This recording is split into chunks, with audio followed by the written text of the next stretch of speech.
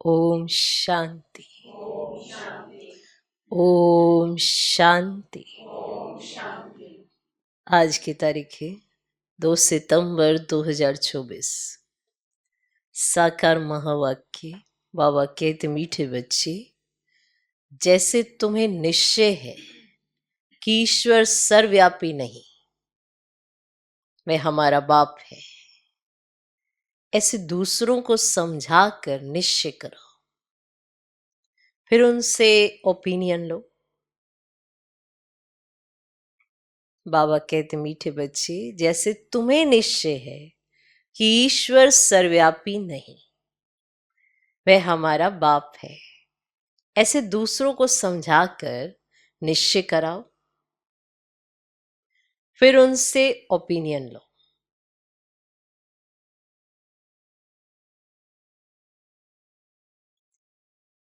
आज का प्रश्न, बाप अपने बच्चों से कौन सी बात पूछते हैं जो दूसरा कोई नहीं पूछ सकता है? बाप अपने बच्चों से कौन सी बात पूछते हैं जो दूसरा कोई नहीं पूछ सकता है? उत्तर, बाबा जब बच्चों से मिलते हैं तो पूछते हैं, बच्चे पहले तुम कब मिले हो? बाबा जब बच्चों से मिलते हैं तो पूछते हैं, बच्चे पहले तुम कब मिले हो? जो बच्चे समझे हुए हैं वह झट कहते हैं, हाँ बाबा, हम 5000 वर्ष पहले आपसे मिले थे। जो बच्चे समझे हुए हैं वह झट कहते हैं, हाँ बाबा, हम 5000 वर्ष पहले आपसे मिले थे।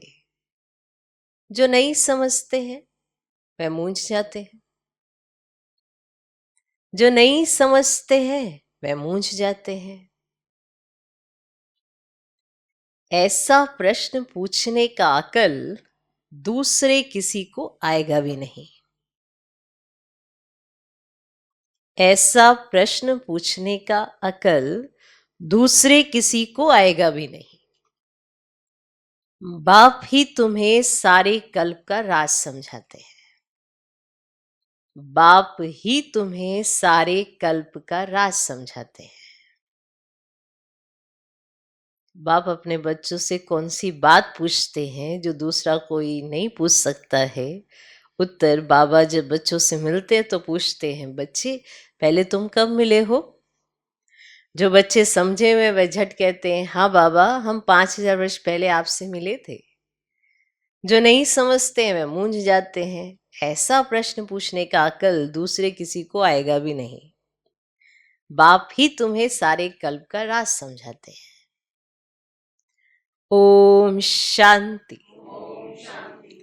रूहानी बच्चों प्रति रूहानी बेहद का बाप समझाते हैं। यहां तुम बाप के सामने बैठे हो, घर से निकलते इस विचार से हो कि हम जाते शिव बाबा के पास, जो ब्रह्मा के रथ में आकर हमको स्वर्ग का वर्षा दे रहे हैं। हम स्वर्ग में थे, फिर 84 का चक्र लगाकर अभी नर्क में आकर पड़े हैं। और कोई भी सत्संग में किसकी बुद्धि में ये बातें नहीं होगी। तुम जानते हो, हम शिव बाबा के पास जाते हैं जो इस रथ में आकर पढ़ाते भी हैं। वो हम आत्माओं को साथ ले जाने आए हैं। बेहद के बाप से जरूर बेहद का वर्षा मिलना है। ये तो आपने समझाया है कि मैं सर्वव्यापी नहीं हूं। सर्वव्यापक तो 5 विकार है। मैं सर्वव्यापी नहीं हूं। सर्वव्यापक तो 5 विकार है। तुम्हारे में भी 5 विकार है, इसीलिए तुम महान दुखी हुए हो। तुम्हारे में भी 5 विकार हैं, इसीलिए तुम महान दुखी हुए हो। अब ईश्वर सर्वव्यापी नहीं है, ये ओपिनियन जरूर लिखवाना है। तुम बच्चों को तो पक्का निश्चय है कि ईश्वर बाप सर्वव्यापी नहीं है। बाप सुप्रीम बाप है, सुप्रीम टीचर गुरु भी है, बेहद का सदगति दाता है, वही शांति देने वाला है। और कोई जगह ऐसे ख्याल कोई नहीं करता है कि क्या मिलना है। सिर्फ कनरस रामायण गीता आदि जाकर सुनते हैं, बुद्धि में अर्थ कुछ नहीं। आगे हम परमात्मा सर्वव्यापी कहते थे, अब बाप समझाते ये तो झूठ है, बड़ी गलानी की बात है। तो ये ओपिनियन भी जरूर चाहिए, बहुत जरूरी है। मैंने जिसको भी सुना हो तो पूछो कि आपको ये पॉइंट क्लियर हुआ, तो ये ओपिनियन भी बहुत जरूरी है। आजकल जिनसे तुम ओपनिंग आदि कराते हो वे लिखते हैं ब्रह्मा कुमारियां अच्छा काम करती हैं, बहुत अच्छी समझानी देती है, ईश्वर को प्राप्त करने का रास्ता बताती है। इससे लोगों के दिल पर सिर्फ अच्छा असर पड़ता है। बाकी ये ओपिनियन कोई भी नहीं लिख कर देते कि दुनिया भर में जो मनुष्य कहते हैं ईश्वर सर्वव्यापी है, ये बड़ी भूल है। ईश्वर तो बाप टीचर गुरु है, एक तो मुख्य बात है ये। दूसरा फिर ओपिनियन चाहिए कि इस समझाने से हम समझते गीता का भगवान श्री कृष्ण नहीं है। भगवान कोई मनुष्य या देवता को नहीं कहा जाता है, भगवान एक है, वह बाप है। उस बाप से ही शांति और सुख का वर्षा मिलता है। ऐसी ऐसी ओपिनियन लेनी है। अभी जो तुम ओपिनियन लेते हो ना, वे कोई काम की नहीं लिखते हैं। हाँ, इतना लिखते हैं कि यहाँ शिक्षा बहुत अच्छी देते हैं, बाकी मुख्य बात जिसमें ही तुम्हारी विजय होनी है वह लिखाओ कि ये ब्रह्मा कुमारियां सत्य कहती हैं कि ईश्वर सर्वव्यापी नहीं है, वे तो बाप है, वही गीता का भगवान है। बाप आकर भक्ति मार्ग से छुड़ाए ज्ञान देते हैं। यह भी ओपिनियन जरूरी है कि पतित पावनी पानी की गंगा नहीं परंतु एक बाप है।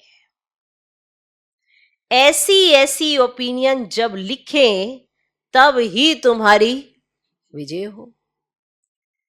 अभी टाइम पड़ा है। अभी तुम्हारी जो सर्विस चलती है इतना खर्चा होता है, ये तो तुम बच्चे ही एक दो को मदद करते हो।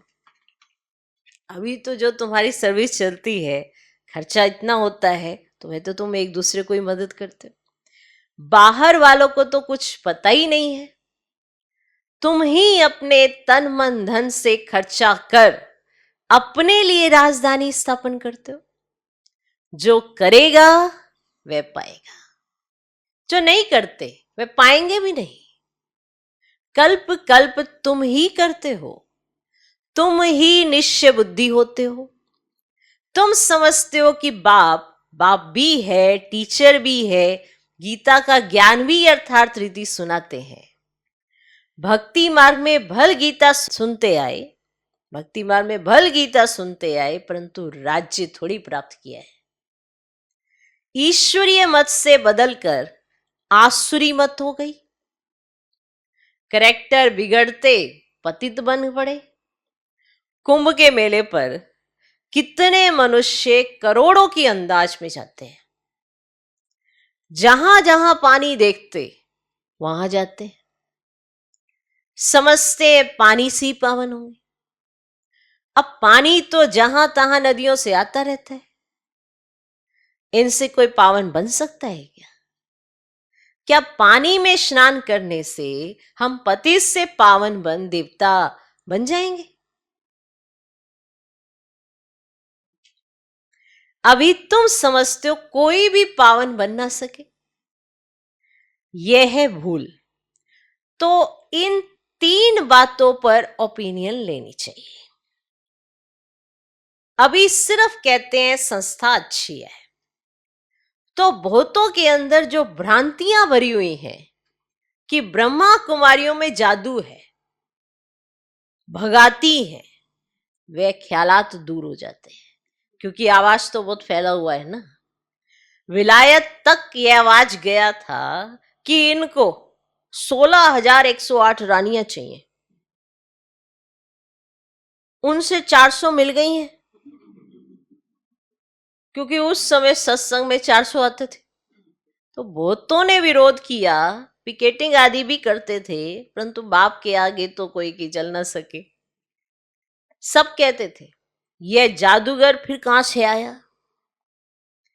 फिर वंडर देखो, बाबा तो कराची में था, आप ही सारा झुंड आपस में मिलकर भाग आया। बाबा तो कराची में था, सारा झुंड मिलकर आपस में भाग कर आ गया। कोई को पता ही नहीं पड़ा कि हमारे घर से कैसे भागे। ये भी ख्याल नहीं किया इतने सब कहां जाकर रहेंगे, इतने सारे बच्चे इकट्ठे आ गए, तो ये भी ख्याल नहीं किया कि इतने सब जाके रहेंगे कहाँ। फिर फट से बंगला ले लिया, तो जादू की बात हो गई ना। अभी भी कहते रहते हैं ये जादूगरनी है, ब्रह्मा कुमारियों के पास जाएंगे तो फिर लौटेंगे नहीं, क्योंकि ये जादूगरनी है, ये स्त्री पुरुष को भाई बहन बनाती हैं। फिर कितने तो आते ही नहीं है, ऐसी ऐसी भ्रांतियां सुनते हैं तो कितने तो आते ही नहीं है। अभी तुम्हारी प्रदर्शनी आदि देखकर वे जो बातें बुद्धि में बैठी हुई है वे दूर होती हैं। बाकी बाबा जो ओपिनियन चाहते हैं वे कोई नहीं लिखते, तो बाबा को वे ओपिनियन चाहिए। ये लिखें कि गीता का भगवान श्री कृष्ण नहीं है, सारी दुनिया समझते हैं श्री कृष्ण भगवान उवाच, परंतु श्री कृष्ण तो पूरे 84 जन्म लेते हैं और शिव बाबा है पुनर्जन्म रहित। तो इसमें बहुतों की ओपिनियन चाहिए।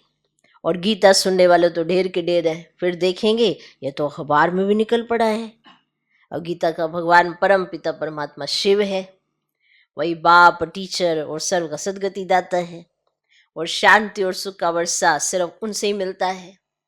बाकी अभी तुम मेहनत करते हो, उद्घाटन कराते हो, सिर्फ मनुष्यों की भ्रांतियां दूर होती है, समझानी अच्छी मिलती है।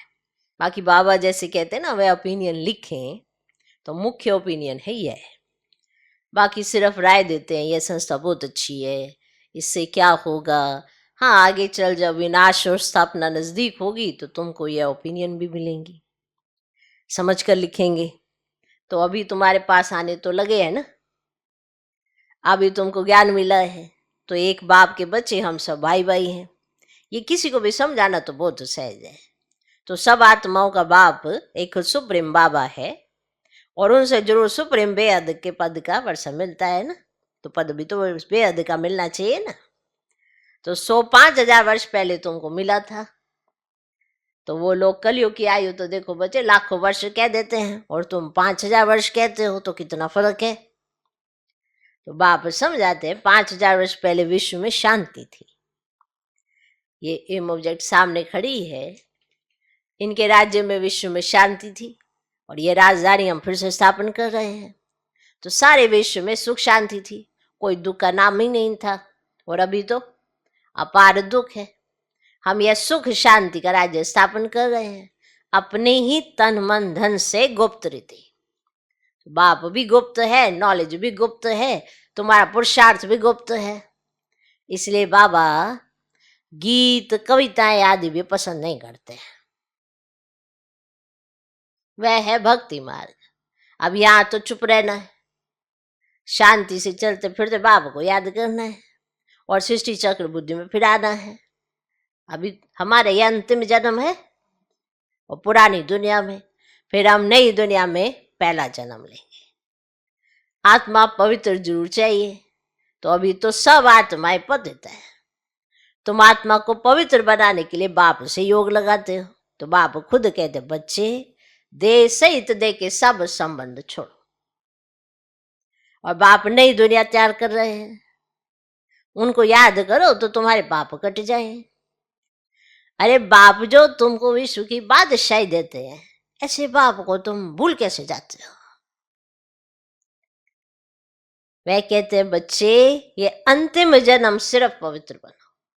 अब इस मृत्यु लोक का विनाश सामने खड़ा है। यह विनाश भी हूबहू 5000 वर्ष पहले ऐसे ही हुआ था। ये तो स्मृति में आता है ना। अपना राज्य था तो दूसरा कोई धर्म ही नहीं था।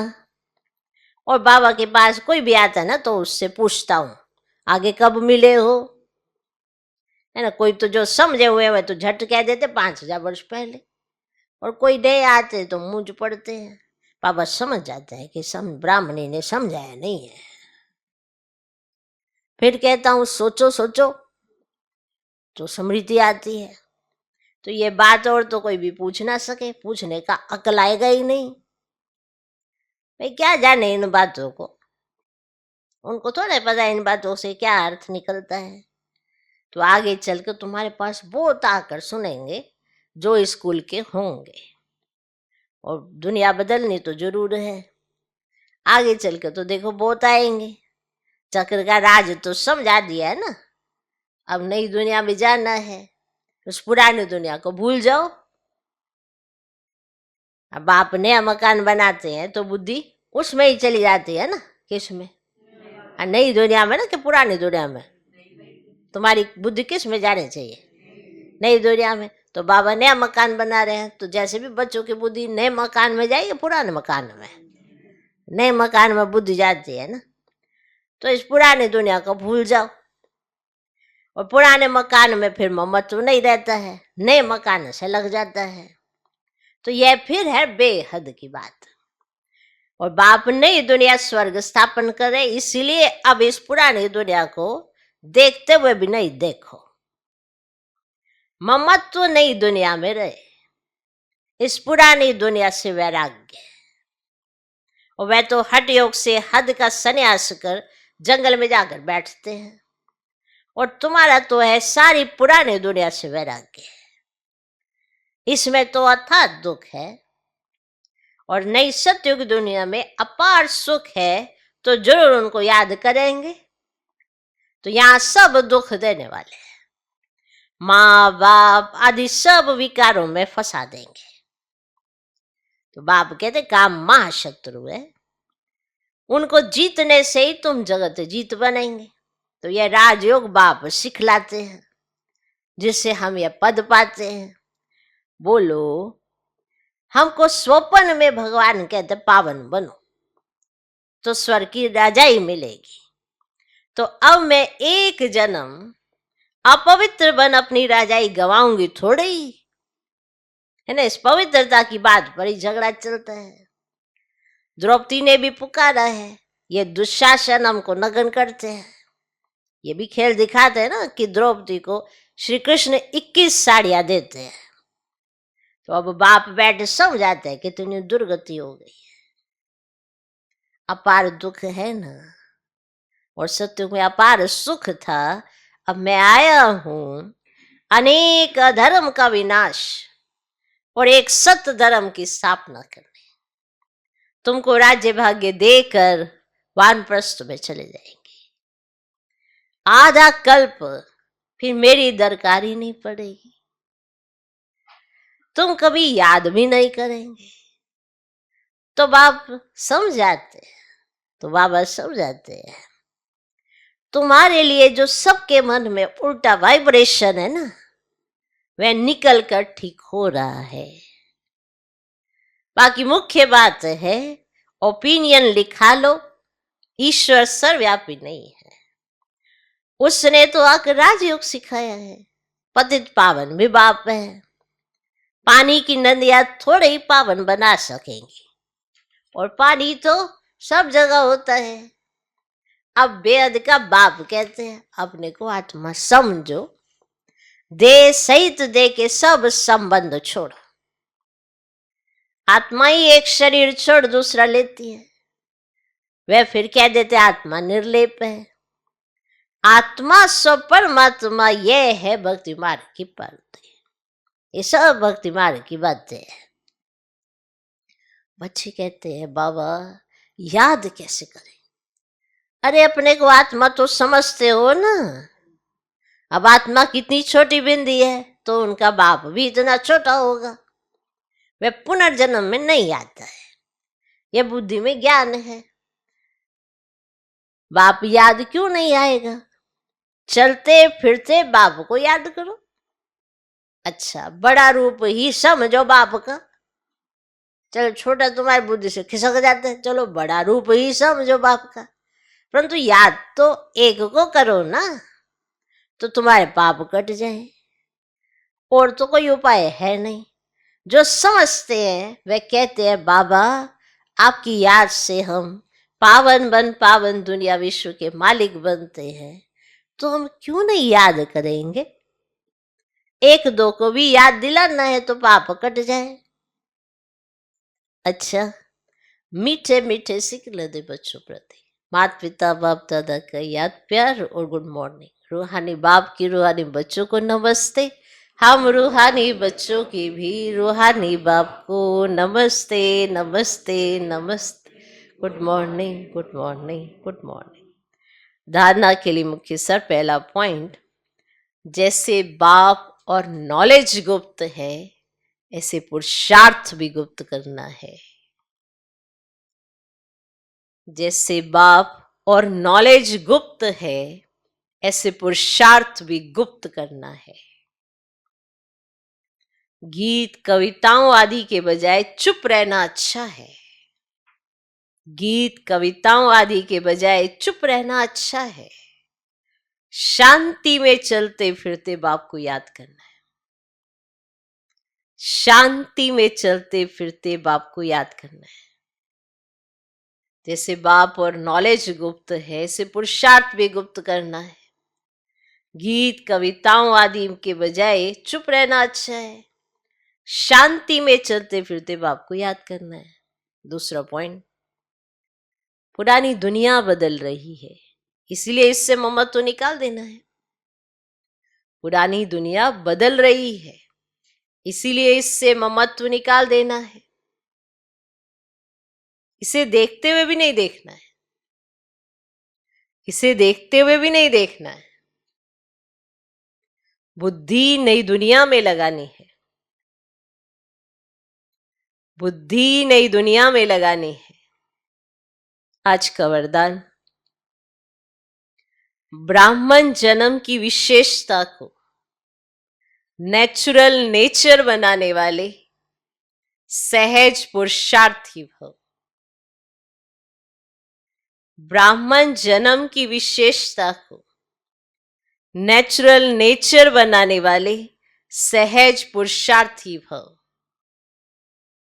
ब्राह्मण जन्म भी विशेष, ब्राह्मण धर्म और कर्म भी विशेष, अर्थात सर्वश्रेष्ठ है।